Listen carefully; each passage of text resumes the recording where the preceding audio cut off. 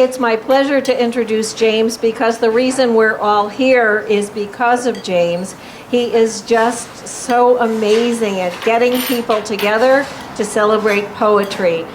So here is his official bio. James Morehead, the Poet Laureate of Dublin, has published several collections of poetry, including Canvas, Portraits of Red and Gray, The Plague Doctor, which are all available right here for you. James' poem, Tethered, was transformed into an award-winning hand-drawn animated short film. Dissolving in the Gallery was set to music for baritone and piano, and his poems have appeared on NPR, SF Chronicle's Total SF, Ignatian Literary Magazine, Cathexis, I said that wrong, didn't I? I'm not sure how to pronounce it. Okay, Northwest Press, Beyond Words Magazine, Citron Review, Prometheus Dreaming, and others.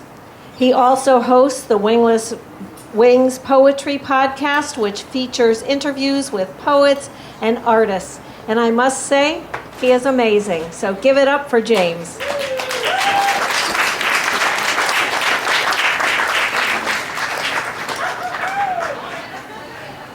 All right, so in thinking about what I was going to read here, I crafted a thread through my 4 books, 3 of which are available here, and the 4th, a limited edition one of concert photography and poetry.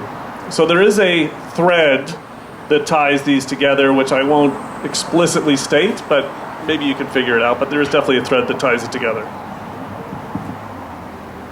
All right. I'm going to start with a poem from my first book, Canvas. By the ocean, awoken again, reaching out in darkness, heart racing from stress dreams, fleeing or falling or any of the frenetic scenes that purge my mind of pandemic news, only to be refilled day after quarantine day.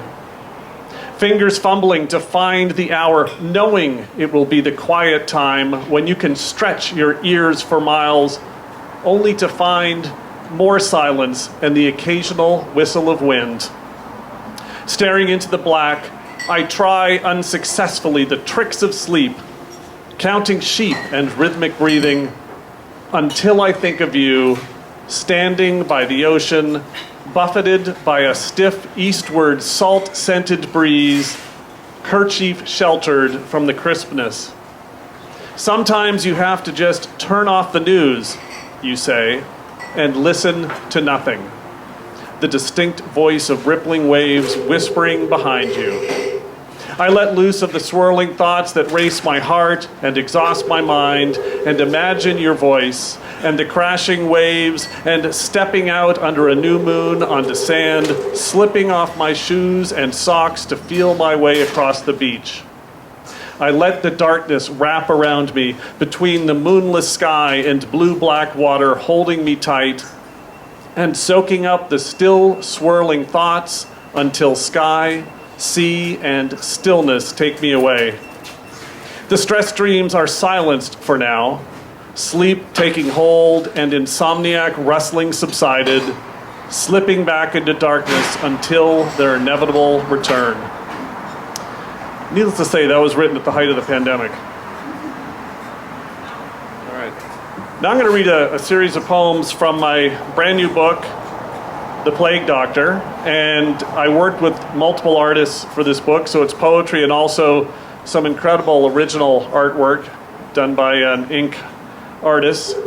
No AI used. Woohoo. All people. How I found you when the periodolia fled.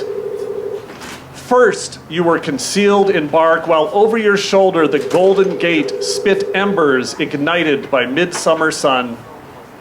Then I followed your slender finger to a herd of wild horses in the sky, mustangs drawn from ribbons of cirrus, galloping through cumulus with billowing manes of crystal. We stopped for cappuccino, and floating in the foam, an intimate apparition replaced the signature tulip. Startled, I whisked it away. You shimmered in the sculpted eyes of a sea creature dressed with scales as needles dipped with powdered rust struck my skin again and again, carving a rocket-pierced heart. Later, we searched for sea glass while tides painted, then erased, mountain-like ridges in fading blacks and shifting grays until the Earth's rotation stole you away. This is another poem that is accompanied by a piece of original artwork. In this case, I worked with an artist and gave them only the poem and some inspiration, and I said, do whatever you want, I won't question it. And that's the way you work with an artist. You give them total freedom. Sketch of a humorous tibia and laughing skull. An artist friend said the French bulldog bones tucked inside her hearth weren't morbid, and lit 9 candles to watch wisps of smoke drift up the flue. She continued, skeletons are serene, and sketched a humorous tibia and laughing skull before protecting the ink with molding clay and igniting a pile of black powder. I held still, staring, unblinking, as her brush dipped into the ochre paint to fill my pupils as she stripped me bare, burning away cloth, flesh, and blood, leaving only a skeletal frame balanced on anchored heels. I know now, I've been here all along, suspended from a hanging mount, left motionless in darkness, waiting for tomorrow and tomorrow. Alexa calls to me after artist Alexa Mead. Come inside, and leads me to a single chair lit by a torchere's diffused beam. Layers of paint cover cheeks, nose, neck. A tapered brush frames my eyes. Fierce, fast strokes fill my clothes. Her hands blend gray through strands of brown until I'm one with the walls and floor, in time transformed, the painted man. She steps back, please don't move, and scans me from across the room, appraising her illusion's strength, then hides my eyes with painted glass. I cannot see, and only hear her footsteps on the splattered floor. A shutters click, and then she's gone. And I had the extraordinary good fortune that the artist profiled here, who's an incredible artist who paints people to the point where they look like their paintings, actually read that poem and posted it out on Instagram. So you can go find it. An incredible artist, Alexa Mead. This poem was written for a friend who had experienced a loss, and I thought rather than just sending flowers, I will send a poem about flowers. An inbox of bloom. I'm sending you these lilacs, bound in tufts, 100 petals bursting outward in purple to festoon your inbox. Flowering stems of lavender, richly scented to swaddle fears. Breathe deeply now. Just breathe. Of course, a rose of course. A bouquet, or simply one protected by a staff of thorns. Click inside and you will find some tulip bulbs from far away, the Netherlands, where they stayed, safely stored, awaiting spring. Hidden deep among these blooms, you'll find a clutch of wildflowers, each one given a distinct name: fiddleneck, primrose, and yarrow. And finally, in this bouquet, an orchid with its labellum, regal, ever on display, to rule the others through the day. A few more. The last one from this book. That moment by a pinball machine. I could see that you're in the zone, trying to guess each ricochet and dressed the part. A bikini kill t-shirt, black sunglasses, and high tops laced up tight. The walls around you plastered in layers with skate punk stickers, band logos, and a black flag poster from years ago lit blue in flickering neon. You're anchored on your palms. You're with fingers arming the flippers, ready to attack the playfield. Ball whiplashed between bumpers, tilt sensor on high alert. I pinch into the photo. Are you screaming in celebration or frustration? Was there a bartender out of the frame, a bouncer by the door, a stranger behind the lens?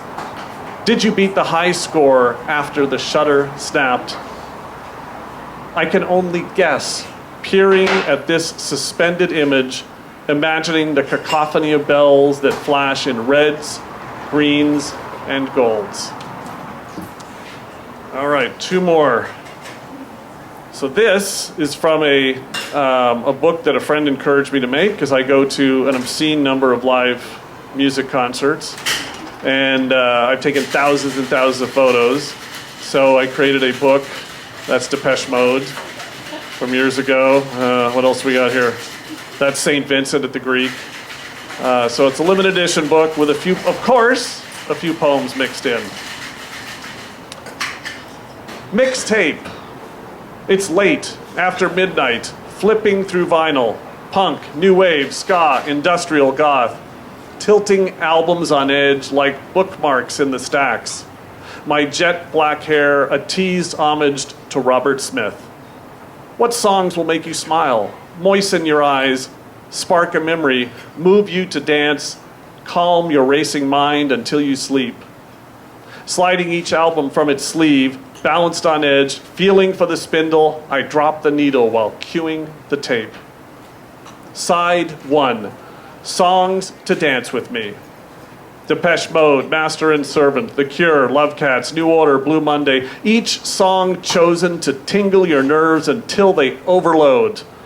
I imagine you mouthing the words, headphones snug, twirling across your kitchen floor.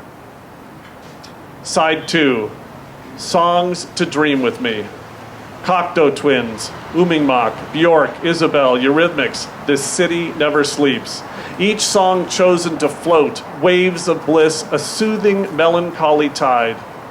Instead of dancing, I imagine you lying back, eyes closed, disappearing into the pulsing bass.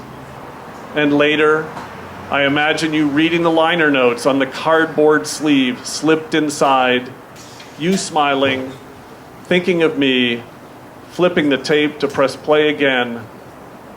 Or perhaps you'll leave the tape in your Civic, forgotten, until discovered years later by a passenger's rummaging, and feeling the beat of the first song, you'll discreetly wipe a tear. I used to make many mixtapes. I kind of miss that a little bit. It's too easy now. It was work. It was work with vinyl and cassette tapes, especially if you made a mistake. All right, the last poem before we take a short break and then open up the open mic, chosen because it's the last one. Lost and Found. I nudge my reading glasses down, watching you rummage through drawers. My glasses. Where did I leave my glasses? You repeat to yourself, hoping for an answer. I quietly observe this well-scripted, tightly performed scene on the family room stage as your fingers fumble until, in exasperation, you set down your book and walk away. These things we lose track of. A puzzle piece clinging to a sweaty forearm. An unpaid bill, the anniversary card bought last week. A ring of keys all tucked away too safely. I worry most of all about the pages ripped from a daily calendar on my desk, then crumpled and thrown away, one day closer to a final tear. Perhaps next time I should offer you my reading glasses, then lie back, eyes closed, and dream of all the things I've lost or forgotten until in the quiet of night I find what I was looking for. Thank you.